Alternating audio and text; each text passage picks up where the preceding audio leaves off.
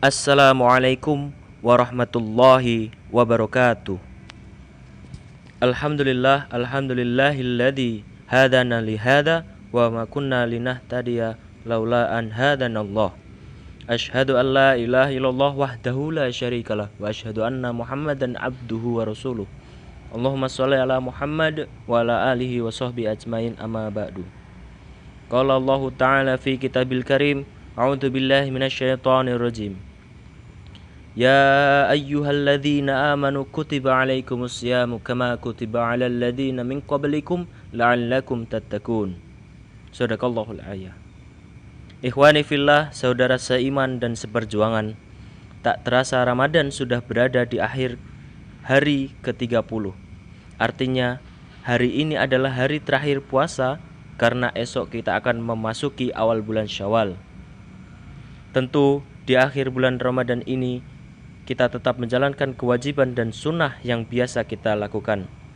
Karena tak sedikit dari kita terlena dengan persiapan duniawi dalam menyambut Idul Fitri.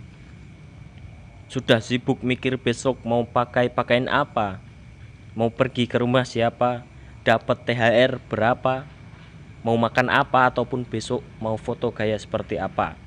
Nah, harapannya di akhir kesempatan Ramadan tahun ini kita menutupnya dengan penuh ketakwaan. Teman-temanku yang berbahagia, tahukah kalian bahwa puasa itu perintah Allah untuk orang-orang yang beriman? Ya ayyuhalladzina amanu kutiba alaikumus syiyam. Konteks perintahnya adalah untuk umat muslim yang beriman. Dalam surat Al-Hujurat ayat 14, Allah Subhanahu wa taala membedakan orang muslim dan mukmin. Orang berislam itu syahadat, sholat, puasa, zakat, dan juga haji. Namun orang beriman itu percaya kepada Allah, malaikat-malaikatnya, kitab-kitabnya, rasul-rasulnya, hari kiamat, serta kodok dan kodar. Belum tentu muslim itu mukmin. Jadi puasa adalah perintah untuk orang-orang yang beriman atau orang-orang mukmin. Dikatakan selanjutnya, kama kutiba 'alal ladzina min qablikum, seperti diwajibkan atas orang-orang terdahulu. Ya, sependek pengetahuan saya, puasa adalah salah satu ibadah paling tua sejak adanya manusia, selain kurban dan sholat. Nabi Adam alaihissalam misalnya dengan puasa Ayyamul Bid. Nabi Nuh ketika terombang ambing, umatnya disuruh puasa. Nabi Musa juga puasa 40 hari. Termasuk tradisi Yahudi juga puasa 40 hari. Meskipun waktunya dipilih-pilih dalam setahun. Dan Nasrani jika membaca di sebagian riwayat Nabi Isa ada kewajiban puasa 1 tahun 50 hari. Nabi Yakub juga mempuasai anaknya. Pun dengan Nabi Yusuf juga melakukan puasa. Bukan hanya orang terdahulu dalam tanda kutip Nabi saja yang puasa. Bahkan sekelas para filsuf Yunani seperti Plato dan juga Sokrates itu berpuasa. Jadi keren kan? Nah, puasa itu menahan haus dan lapar. Kita tidak boleh makan dan minum selama beberapa waktu. Dari segi kesehatan, puasa itu menyehatkan, bahkan menyembuhkan sakit mah misalnya. Asalkan kita makan dengan baik dan teratur, walaupun kita berpuasa, mah insya Allah bisa disembuhkan. Selain itu, saya pengen cerita, ada seorang YouTuber non-Islam mencoba untuk berpuasa. Dia bilang bahwa hebat benar umat muslim bisa beraktivitas seperti biasanya saat berpuasa. Walau sebulan penuh itu berpuasa, muslim tetap beraktivitas seperti biasa. Dan dia juga mengambil hikmah bahwa makan merupakan satu hal istimewa saat berpuasa. Entah apa bentuknya, pokoknya bisa makan aja itu udah bersyukur. Ya, selain itu puasa juga menahan hawa nafsu, emosi, menahan keinginan untuk marah, menahan keinginan untuk berkata kotor, menahan kita untuk tidak berbuat jahat. Justru dengan berpuasa kita diperintahkan untuk memperbanyak ibadah dan zikir. Saat puasa kita selalu mencoba bersabar dalam menghadapi masalah.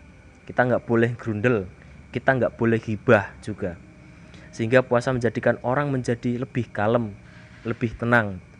Kata Plato, obat jasmani dan rohani itu puasa. Sementara kata Sokrates, dalam diri manusia itu ada unsur penyembuh. Bantulah menyembuhkan dirimu dengan puasa. Makanya kalau ada orang pusing ya puasa. Kalau ada orang pengen ngumpat ya puasa. Kalau ada orang yang belum mampu menikah ya puasa. Jadi dengan melakukan puasa sesuai syariat selama sebulan penuh, kita bisa membentuk karakter pribadi yang soleh, yang baik. Apa yang telah kita lakukan selama 30 hari inilah yang akan terpatri dalam diri kita. Di sisi lain, bulan Ramadan juga bulan kemenangan bagi umat muslim. Sejarah menunjukkan banyak peristiwa besar terjadi di bulan Ramadan. Beberapa di antaranya, yang pertama ada Perang Badar. Perang pertama umat muslim dan juga bagi Rasulullah. 300 muslim versus 1000 orang kafir Quraisy bertempur mempertaruhkan ideologi yang dibawa masing-masing. Dan umat Islam memenangkan peperangan tersebut dengan izin Allah SWT. Kemudian kemenangan yang kedua adalah Fathul Makkah, pembebasan kota Makkah, di mana dihancurkannya berhala-berhala Lata Mana Uzza yang menjadi sesembahan sejak nenek moyang kaum kafir Quraisy, dihancurkan. Kemudian dijadikannya kota Makkah menjadi markas besar umat muslim dan kemenangan ajaran tauhid. Kemudian kemenangan yang ketiga adalah penaklukan Andalusia, di mana Islam mampu menaklukkan Andalusia, benteng yang sangat kokoh, yang sangat sulit ditembus. Namun Islam mampu membobol benteng tersebut. Dan akhirnya umat Islam mampu melahirkan peradaban yang berkemajuan di Cordoba dan sekitarnya. Dan masih banyak lagi kemenangan yang diraih umat muslim saat berpuasa. Namun kemenangan juga dapat diraih seusai puasa, yaitu Idul Fitri. By the way, ngomongin soal Idul Fitri, puasa sebulan penuh selama bulan suci Ramadan disyariatkan Allah SWT untuk mengajarkan umat Islam tentang makna ketakwaan. Maka itu Allah menetapkan takwa sebagai predikat kemenangan bagi orang-orang yang berpuasa Ramadan hingga tiba pada puncak kemenangan, yaitu Hari Raya Idul Fitri. Idul Fitri itu terdiri dari dua kata, yaitu Id artinya kembali, Fitri artinya berbuka. Jadi bisa dimaknai bahwa Idul Fitri merupakan hari raya di mana umat Islam bisa kembali berbuka atau makan setelah berpuasa. Atau bisa juga dimaknai suci, bersih dari segala dosa, kesalahan, dan keburukan. Sebaliknya justru tumbuh ketaatan, kepatuhan, dan kesalehan, buah dari pelajaran ketakwaan selama sebulan penuh puasa. Ikhwani fillah, kemenangan di hari raya adalah milik mereka yang menang dalam mengendalikan hawa nafsu. Kemenangan itu menjadikan mereka senantiasa berpikir dan berperilaku positif. Dengan kemenangan itu pula mereka menjadi pribadi yang paripurna. Orang yang menang adalah mereka yang mampu untuk meraih nilai-nilai Ramadan.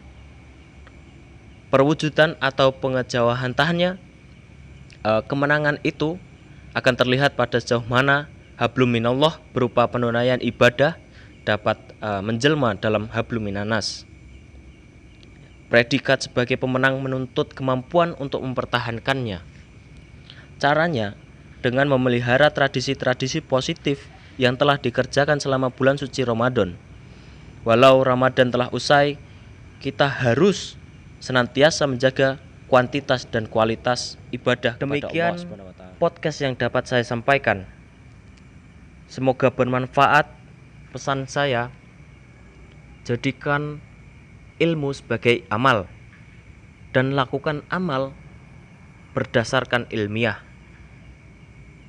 Sebagai penutup NPK episode Ramadan, saya Kamal Haki, Ketua Umum IMM FP UMY, mewakili pimpinan mengucap jazakallah khairan katsira kepada seluruh pendengar setia podcast NPK episode Ramadan. Taqabbalallahu minna wa minkum, taqabbalallahu ya karim. Selamat Hari Raya Idul Fitri 1441 Hijriah. Mohon maaf lahir dan batin. Selamat berjaya hari kemenangan. IMM Jaya. Billahi fisabilil haq fastabiqul khairat. Wassalamualaikum warahmatullahi wabarakatuh.